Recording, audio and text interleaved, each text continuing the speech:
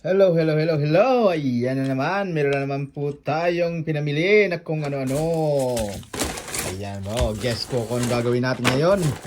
Medyo masarapan to. Ayan na, meron po tayong lasagna, chips, and meron po tayong beef mince, and tomato puree. So meron din po tayong onions garlic. At siyempre di mawala ang ating dolmio tomato. Ayan. So gagawa po tayo ngayon ng lasagna. At ito na nga po, maghihiwa na tayo ng ating bawang. At siyempre meron na po tayong pinainit na kawali at ready to go. At meron din po tayong onions. Ayan. So shoutout nga pala po sa aking mga followers and viewers. Thank you very much for watching. Hello, hello. At ito na po, at ginagayat na po natin ang ating sa onions.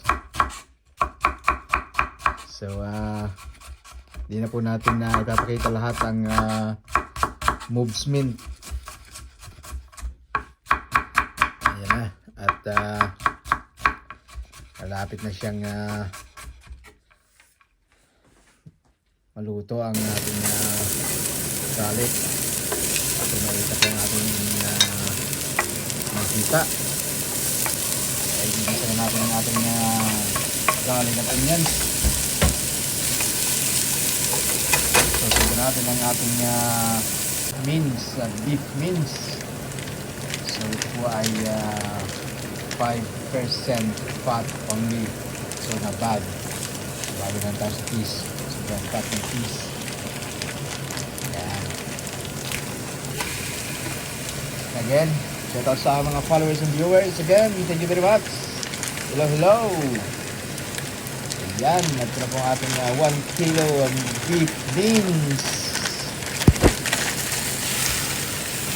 Sa ating masi. Siyempre habang nag-aantay tayo ay magkagaya tayo ng mushroom. Medyo extra flavor po. Lagyan natin ang ating mushroom, ang ating lasagna. Ayan.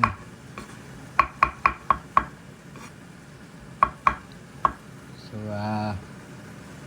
okay na siya.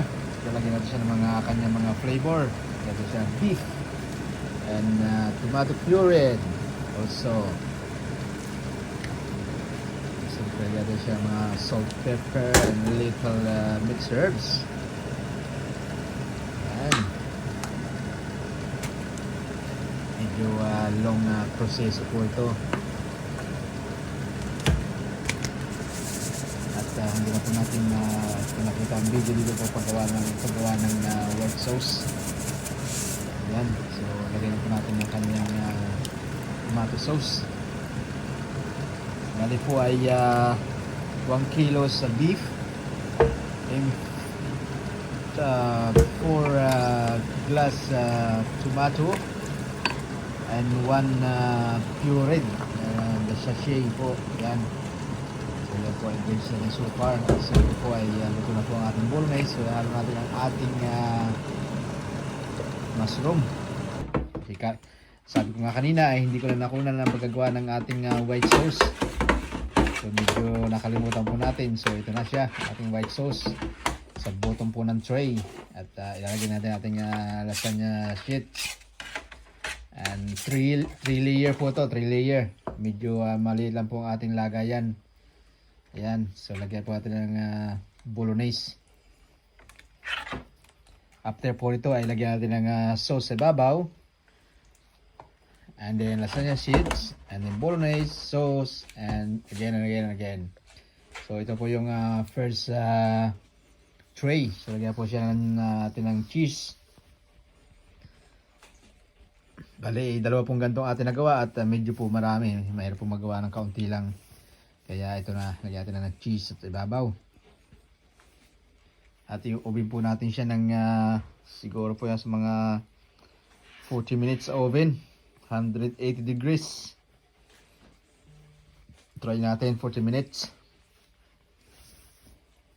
Yan, ito na po yung dalawa niyang tray. So, everything on it.